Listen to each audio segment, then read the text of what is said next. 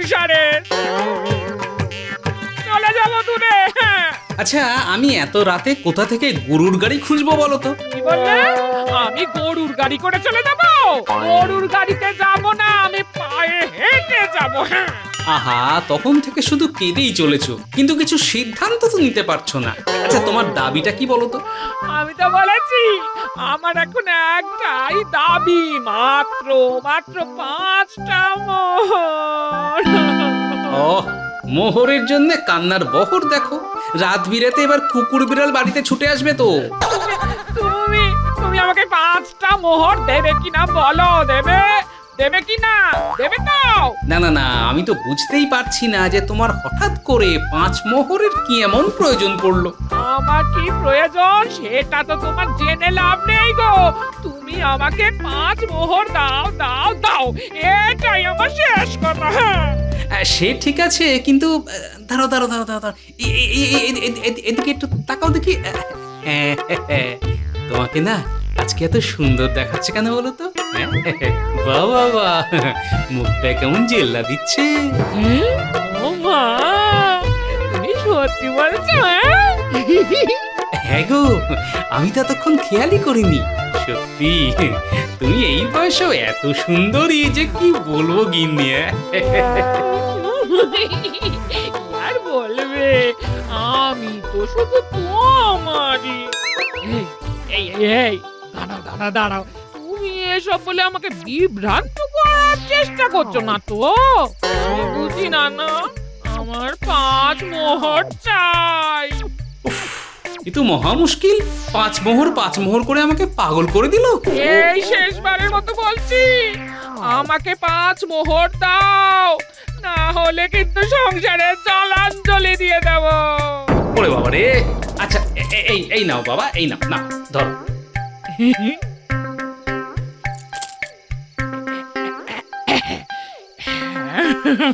এবার তুমি বলো, তুমি এই 5 মোহর দিয়ে কি করবে?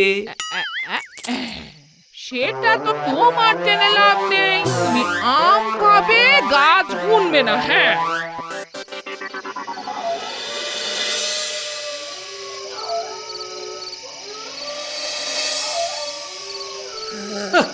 কি মরতে যেই পোড়ামুখো সংসারে পড়ে আছি ভগবান জানে। না, কি জন্যে গিন্নি 5টা মোহর নিল ব্যাপারটা জানতেই হবে। মানে এবার ঘুমিয়ে পড়ি, আবার সকালে বাজারে ছুটতে হবে।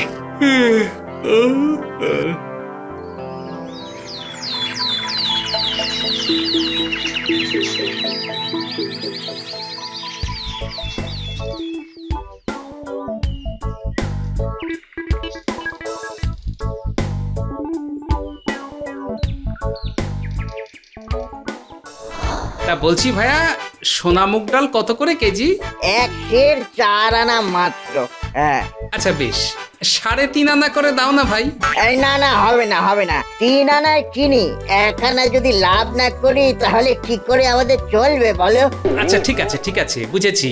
তা গোবিন্দভোগ চাল কত করে কেজি? ওটা 2 আনা কেজি। আচ্ছা এটা অন্তত 1.5 আনায় দাও। ধুর, তা কি করে হয়? 1.5 আনায় তো আমার কেনার দাম। উফ, কি করি বলো তো, এত দাম বলছো যে মনে হচ্ছে বাজারে দাবানল লেগেছে। নিতে হলে নাও, নইলে বাড়ি যাও। বাবারে বাবা, খদ্দেরের সাথে কি বাজে ব্যবহার, তোমার মজা আমি দেখাচ্ছি। তা ভাইয়া একটা কাজ করো, কি কাজ বলো? আমাকে 1 কেজি গোবিন্দভোগ চাল দাও আর 1 কেজি সোনা মুগ ডাল দাও। এক কাগজের ঠোঙায় দি? না না না না না না, আমার এই থলের মধ্যেই দাও। হ্যাঁ, একটা মাত্র থলে দুটো জিনিস কি করে দেবো? আগে চাল দাও, তারপর ডাল দাও। কিন্তু চাল ডাল মিশে যাবে তো। মিশে গেলে যাক, সেটা তো আমার চিন্তা, তোমার কি বাবা। দাও দাও দাও, অনেক দেরি হয়ে যাচ্ছে, দাও। আচ্ছা আচ্ছা আচ্ছা, দিচ্ছি দিচ্ছি।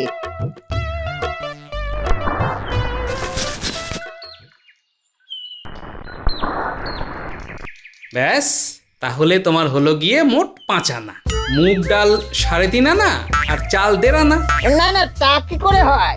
মুগ ডাল 4 আনা আর চাল 2 আনা, মোট 6 আনা। না না, আমি এই 5 আনাই দেবো।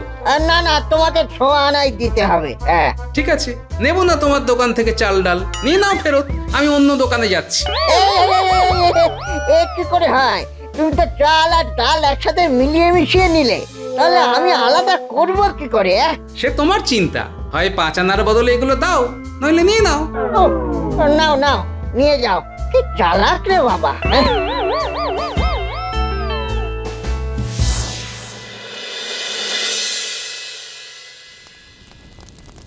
আচ্ছা, লোকের পাল্লায় পড়েছি আমি।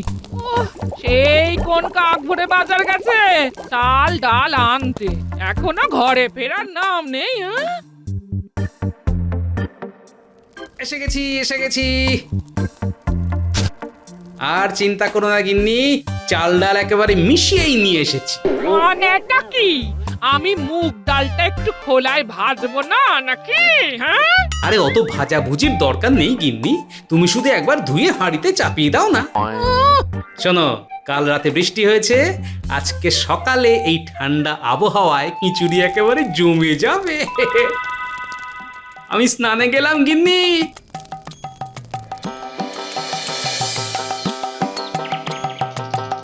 তা গিন্নি, তুমি কিন্তু এখনো আমাকে বললে না যে তুমি ওই 5 মোহর দিয়ে কি করবে। তোমার কি খেয়ে দে কাজ নেই নাকি? সারাক্ষণ ওই 5 মোহর নিয়ে পড়ে আছো। না, এমনি কথার কথা জিজ্ঞেস করলাম আর কি। হ্যাঁ, তাড়াতাড়ি খেয়ে নাও, তাড়াতাড়ি। ঠিকই বলেছো গিন্নি, হ্যাঁ, কথায় কথা বাড়ে, ভোজনে বাড়ে পেট। খাই, হ্যাঁ।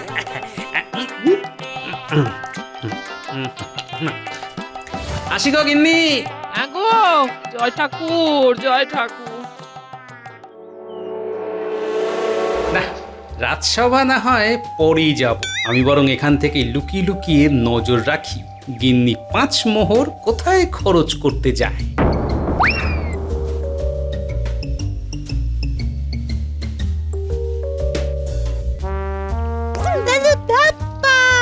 এই, এই, এই, এই, এই, তোরা তোরা এখন আগে তুমি বলো, ওকে দিচ্ছ কেন?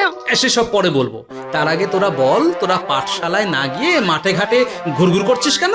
আমরা তো পুতুল নাচ দেখতে গিয়েছিলাম। কি পুতুল নাচ? সেটা আবার কোথায় হচ্ছে? সে কি তুমি জানো না? দক্ষিণের গ্রামে এক ভিনদেশী লোক পুতুল নাচ দেখাচ্ছে। ওই পুতুল লোকটার কানে কানে কিছু বলছে, আর তারপরে লোকটা আবার লোকজনের অতীত ভবিষ্যতের সব কথা বলে দিচ্ছে। হ্যাঁ গো, পয়সা নিচ্ছে আর অতীত ভবিষ্যৎ বলছে। আচ্ছা ঠিক আছে, ঠিক আছে, তোরা এখন বাড়ি যা, পরে এই নিয়ে কথা হবে।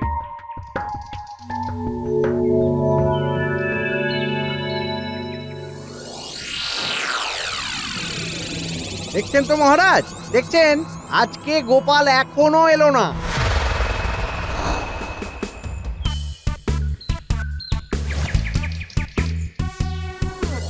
আরে আরে, ওই রাস্তাটা তো দক্ষিণের পাড়ার দিকেই যাচ্ছে, তাহলে কি গিন্নি ওদিকেই পুতুল খেলা দেখতে যাচ্ছে? তাই তো দেখছি গোপালটা দিনের পর দিন খুব ফাঁকিবাজ হয়ে যাচ্ছে। শুধু গোপাল না, আজকে তো দেখছি রাজ্যোতিষীও আসেননি। হ্যাঁ, এরকম রাজসভার কাজে ফাঁকি দিলে তো পুরো রাজ্যটাই রসাতলে যাবে।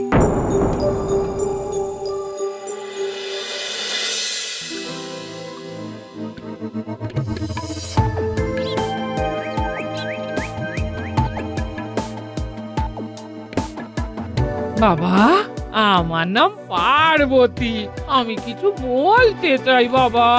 পার্বতী, তুমি কি বলতে চাও? আমার স্বামী। দাঁড়াও দেখি পুতুল আমাকে তোমার স্বামীর ব্যাপারে কি বলে। হুম, হুম, ঠিক আছে, তোমার স্বামী গোপাল, তাই তো? কি? আপনি কি করে জানলেন? ওরে পাগল, আমার এই পুতুল সব জানে। ও আমাকে এক্ষুনি বলল ওর স্বামী কৃষ্ণনগর রাজবাড়ির রাজসভায় কাজ করে, খুব বুদ্ধি। ওর কেতুর সাথে মঙ্গলের দশা চলছে, কিন্তু বুধ খুব ভালো। আরে, এই কথাগুলো তো বছর খানেক আগে রাজজ্যোতিষী আমাকে বলেছিল। আমি তো বুঝলাম, কিন্তু আমার স্বামী খুব কিপটে। হ্যাঁ, জানি জানি, সব ঠিক হয়ে যাবে। তুই আমার সামনে 10 মোহর রাখ আর একটা রত্ন তুলে নে, স্বামীকে পড়া। আমি তোর স্বামীকে উদার করে দেবো। অত তো নেই বাবা, 5 মোহর আছে। হ্যাঁ, ঠিক আছে তাই রে, তাতেই হবে।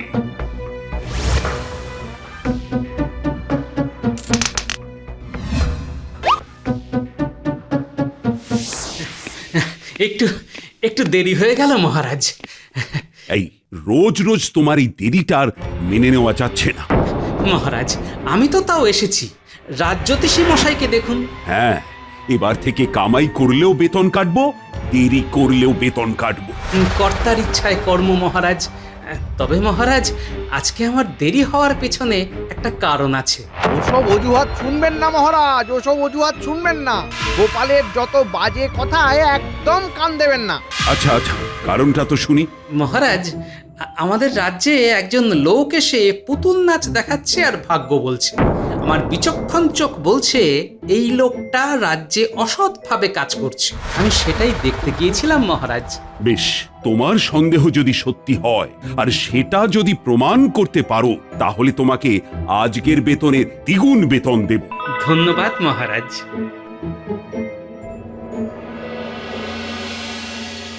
যাই তো, একবার রাজ্যোতিষীর বাড়িতে ঢু মেরে আসি।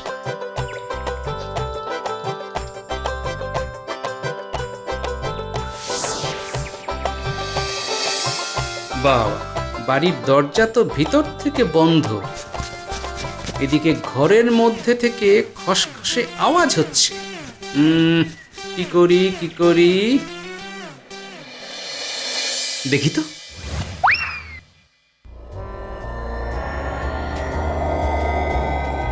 আচ্ছা, এই ব্যাপার। রাজসভায় কামাই করে অন্য জায়গা থেকে কামাইয়ের মতলব। দেখি তো, আপনার উপরে তো নজর রাখতে হবে।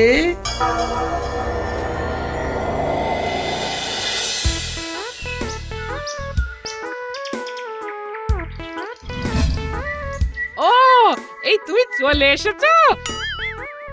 এই দাঁড়াও দাঁড়াও, আমি জল আনছি। হ্যাঁ,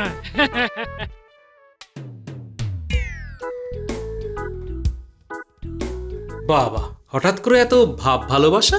আরে তুমি আমার স্বামী, আমার কাছে তুমি সবার চেয়ে দামি। এই নাও, খাও খাও খাও গো।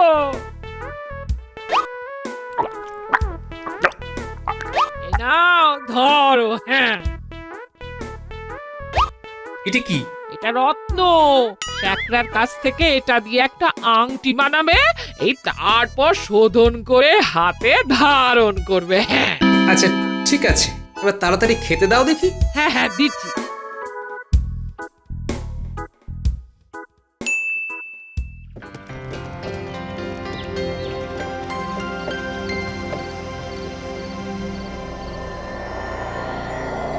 কি বুঝছো শ্যাকরা, আসল না নকল? এ তো পুরো কাঁচ। আমি তো বুঝতে পারছি না। তোমার আগে অনেকজনই এরকম বিভিন্ন রঙের নকল রত্ন নিয়ে আসছে আর বলছে আংটি বানিয়ে দাও। আচ্ছা, তারা তোমাকে রত্নটা আসল না নকল জিজ্ঞেস করেনি? না, আমিও কিছু বলিনি, কারণ আমার তো আংটি গয়না বানানো কাজ, কাজ করলেই পয়সা। না, রাজ্যের প্রজাদের সঙ্গে কি জোচ্চুরি হচ্ছে সেটা আমি জেনেই ছাড়ব।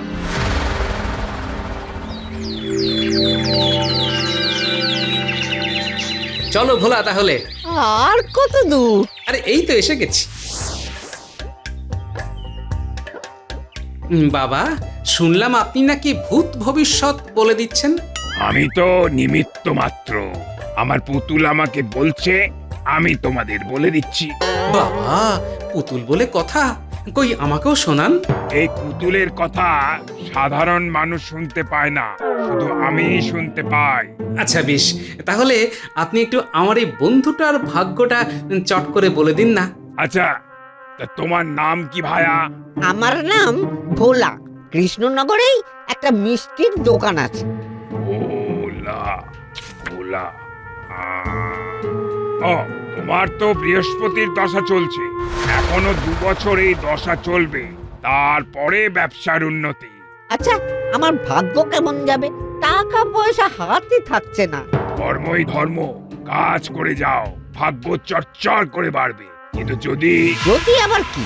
যদি তাড়াতাড়ি ভাগ্য ফেরাতে চাও তাহলে আমার পুতুলের কাছ থেকে রত্ন পাথর নিয়ে যাও, না নিলে কিন্তু ঘোর বিপদ। আচ্ছা, কত দাম?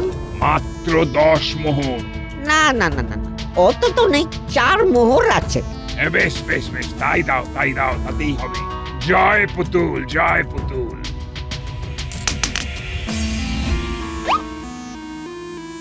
বলছি, আপনার এই জনসেবার কথা শুনে আমাদের মহারাজ খুব খুশি হয়েছেন, তাই তিনি আজ বিকেলে আপনার কাছে আসতে চান। বেশ বেশ, তাহলে তাই হোক। আগে আগে তো বলে দিলাম মহারাজ দেখা করুন। এবার যাই, একটু টুক করে রাজবাড়ি চলে যাই। চলো ভোলা। হ্যাঁ চলো। ও, তার আগে শ্যাকরাকেও নিতে হবে। তাহলে চলো একেবারে শ্যাকরার বাড়ি হয়ে ওকে সাথে নিয়ে মহারাজের কাছে যাব।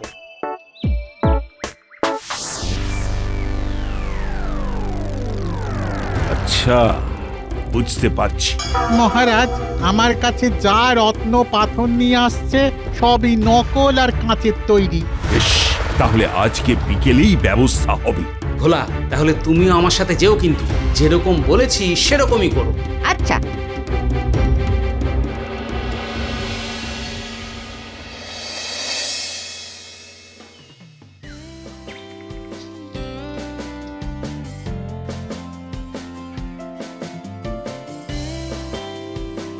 আমাদের মহারাজ এসেছেন। উনি আজকে আপনার পুতুলের খেলা দেখবেন। নিশ্চয়ই নিশ্চয়ই। বাঁচান, বাঁচান, আমার বোনটাকে বাঁচান। এবারে জমবে মজা। আরে কি হয়েছে? আরে কি হয়েছে কি? আমার বোনের সংসারে খুব অভাব, রোজ অশান্তি হয়। হাতটা দেখুন। আমার পুতুলের সামনে দেখান। ওমা, তোমার নাম কি? ওর নাম লজ্জাবতী।